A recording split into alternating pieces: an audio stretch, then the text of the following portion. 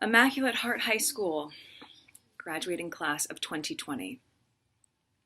For the past couple weeks, I've been planning on saying a few words to you for your graduation.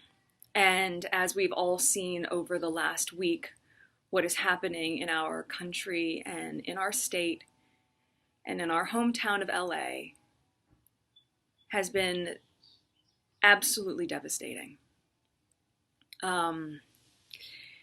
And I wasn't sure what I could say to you. I wanted to say the right thing, and I was really nervous that I wouldn't, or that it would get picked apart. And I realized the only wrong thing to say is to say nothing. Because George Floyd's life mattered, and Breonna Taylor's life mattered, and Philando Castile's life mattered, and Tamir Rice's life mattered. And so did so many other people whose names we know and whose names we do not know. Stephon Clark, his life mattered. And I was thinking about this moment when I was a sophomore in high school. I was 15, and as you know, sophomore year is the year that we do volunteer work, which is a prerequisite for graduating. And I remember my teacher at the time, one of my teachers, Miss Palia, said to me before I was leaving for a day of volunteering, always remember to put others' needs above your own fears. And that has stuck with me through my entire life, and I have thought about it more in the last week than ever before. So the first thing I want to say to you is that I'm sorry.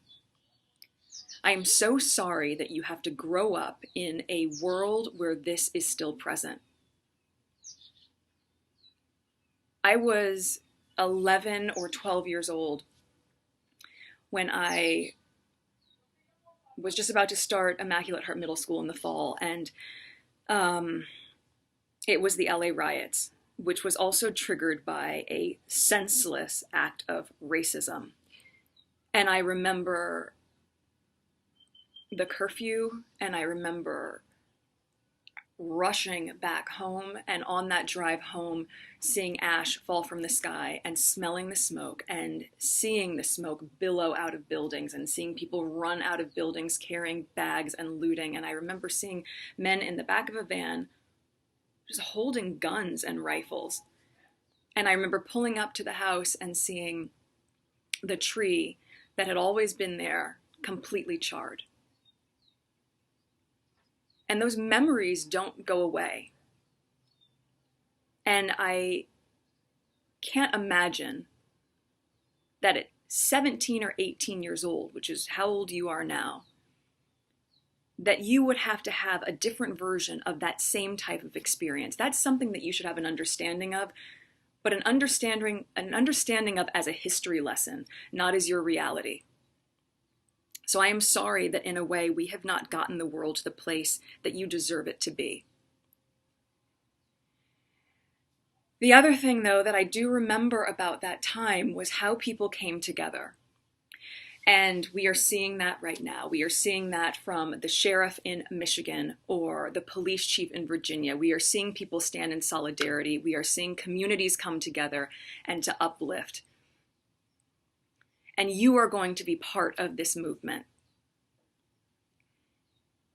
I know that this is not the graduation that you envisioned. And this is not the celebration that you imagined. But I also know that there's a way for us to reframe this for you and to not see this as the end of something, but instead to see this as the beginning of you harnessing all of the work, all the values, all the skills that you have embodied over the last 4 years, and now you channel that. Now all of that work gets activated. Now you get to be part of rebuilding. And I know sometimes people say, how many times do we need to rebuild? Well, you know what? We are going to rebuild and rebuild and rebuild until it is rebuilt. Because when the foundation is broken, so are we.